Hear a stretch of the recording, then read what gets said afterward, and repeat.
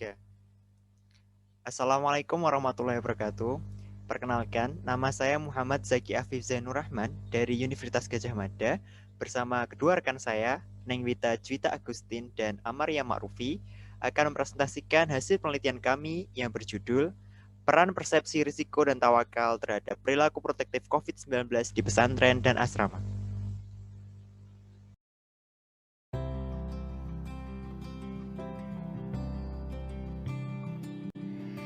Sejak pertama kali terkonfirmasi, kasus COVID-19 di Indonesia terus bertambah. Salah satu klaster dengan sumbangan pertambahan kasus yang tinggi adalah pondok pesantren dan juga asrama. Kedua tempat ini memang pada umumnya tidak lepas dari aktivitas yang berkerumun, tersebab faktor penghuni yang banyak dan melakukan aktivitas bersama setiap harinya. Kami mensurvei 91 partisipan beragama Islam yang terbagi menjadi dua kelompok, yaitu partisipan yang sedang menetap di pondok pesantren ataupun asrama, dan juga partisipan yang tidak sedang menetap di pondok pesantren ataupun asrama. Rentang usia partisipan yang terlibat dalam penelitian ini adalah 18-24 tahun.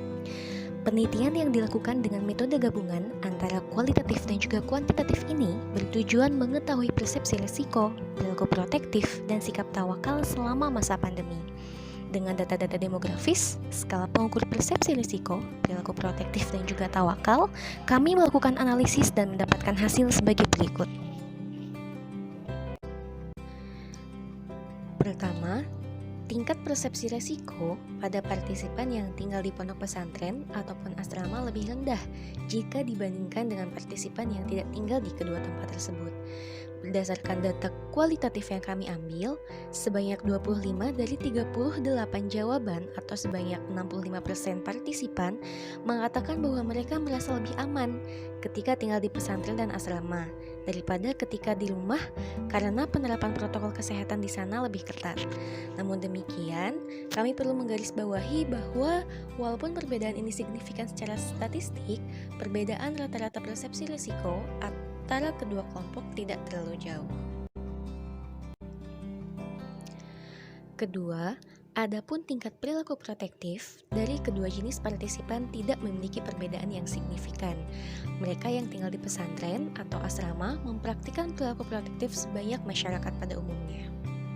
Misalnya menggunakan protokol kesehatan seperti mencuci tangan, social distancing, menggunakan masker, dan sebagainya. Penelitian lebih lanjut perlu dilakukan untuk mengeksplorasi faktor lain yang mungkin melatar belakangi banyaknya klaster COVID pada pesantren dan asrama. Ketiga, terdapat hubungan positif yang signifikan. Lalu, apa yang dapat kita pelajari dari temuan tersebut? Kami mendapati tidak ada perbedaan antara perilaku protektif antara kedua kelompok. Banyaknya klaster penyebaran COVID-19 di pesantren tidak terbukti disebabkan oleh kurangnya perilaku protektif yang dipraktikkan orang-orang di sana. Adapun alasan tetap tinggal di pesantren atau asrama di tengah pandemi COVID-19 antara lain karena merasa aman, tuntutan aktivitas, dan merasakan adanya manfaat dari tinggal di sana dibandingkan ketika tidak tinggal di pesantren ataupun asrama saat masa COVID-19 ini.